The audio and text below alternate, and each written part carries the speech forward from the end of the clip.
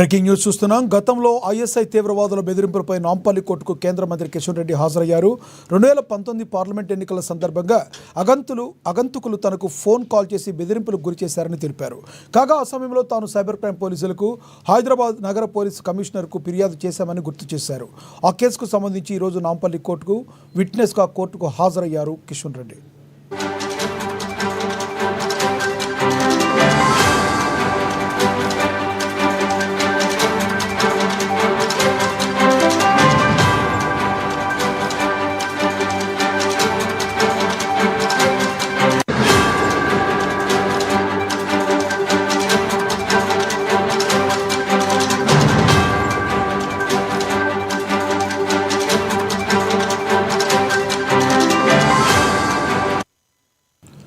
గతంలో ఐఎస్ఐ తీవ్రవాద బెదిరింపు విషయంపై నాంపల్లి కోర్టుకు కేంద్ర మంత్రి కిషన్ రెడ్డి హాజరయ్యారు. 2019 పార్లమెంట్ ఎన్నికల సందర్భంగా అగంతకులు తనకు ఫోన్ కాల్ చేసి బెదిరింపులకు గురిచేశారని ఆయన తెలిపారు. కాగా ఆ సమయంలో తాను సైబర్ క్రైమ్ పోలీసులకు, హైదరాబాద్ నగర పోలీస్ కమిషనర్కు ఫిర్యాదు చేసినట్లుగా పేర్కొన్నారు.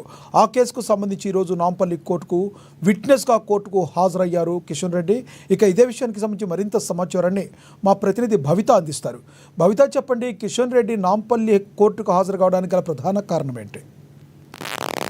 లక్ష్మణ్, రాష్ట్ర బీజేపీ అధ్యక్షులు కేంద్ర మంత్రి కిషన్ రెడ్డి నాంపల్లి కోర్టుకు హాజరయ్యారు. గతంలో ఎమ్మెల్యే కావచ్చు, ఎంపీగా ఉన్న పార్లమెంట్ ఎన్నికల సందర్భంగా గత కొన్ని రోజులుగా నాకు బెదిరింపు కాల్స్ వస్తున్నాయి, ఐఎస్ఐ ఉగ్రవాదులం అంటూ కూడా కాల్స్ చేస్తున్నారు అని చెప్పేసి వాళ్ళు ఫిర్యాదులు చేసిన సందర్భం కూడా తెలుసు. అయితే దీనికి సంబంధించి సైబర్ క్రైమ్ పోలీసులకు కావచ్చు, హైదరాబాద్ కమిషనరేట్ కి వీళ్ళు ఫిర్యాదు చేశారు. అయితే ఆ ఫిర్యాదు నేపథ్యంలోనే గతంలో వాళ్ళకు సమన్లు జారీ చేశారు. ఈ నేపథ్యంలోనే ఈ రోజు నాంపల్లి కోర్టులో విచారణకు హాజరు కావాల్సిందిగా వాళ్ళు నోటీసులు ఇచ్చారు. అయితే ఈ సందర్భానికి సంబంధించి ఈ రోజు ఉదయం నాంపల్లి కోర్టులో వీళ్ళు విచారణకు హాజరయ్యారు. అయితే ఈ విచారణ సందర్భంగా ఎక్కడి నుంచి కాల్స్ వచ్చాయి, మీకు అంటే ఎలాంటి అంటే వాళ్ళు ఏం మాట్లాడారు అన్న విషయం పైన కూడా వీళ్ళు ఆరా తీసినట్టుగా తెలుస్తుంది. వాళ్ళు చెప్పినట్టు సమాచారాన్ని మొత్తానికి కూడా వీళ్ళు స్టేట్మెంట్ రికార్డ్ చేసినట్టుగా తెలుస్తుంది. అయితే గతంలో కిషన్ రెడ్డితో పాటు ఇతర బీజేపీ నేతలకు కూడా కొంతమందికి బెదిరింపు కాల్స్ వచ్చాయి. అంతేకాకుండా ఎమ్మెల్యే రాజాసింగ్ కి కూడా గతంలో కొన్నిసార్లు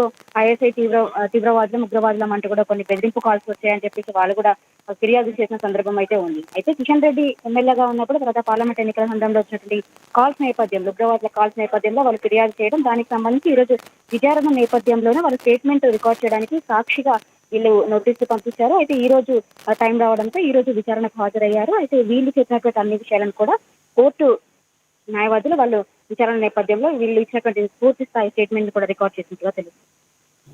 థ్యాంక్ యూ భవిత. 2019లో పార్లమెంట్ ఎన్నికల సమయంలో అన్నోన్ వ్యక్తులు ఫోన్ చేసి థ్రెటన్ చేయడం జరిగింది. ఆ సందర్భంగా నేను సైబర్ క్రైమ్కు, అదేవిధంగా స్థానికంగా ఉన్నటువంటి పిఎస్కు, పోలీస్ కమిషనర్కు కంప్లైంట్ చేశాను.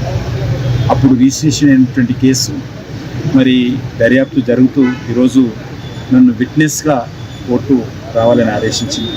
కాబట్టి నేను కేంద్ర మంత్రిగా ఉన్నప్పటికీ కూడా బాధ్యత గల పౌరుడిగా నేను న్యాయస్థానానికి వచ్చి నా యొక్క విట్నెస్ను ఆ రోజు జరిగినటువంటి సంఘటన వివరాలను కూడా న్యాయస్థానం ముందు చెప్పాలి.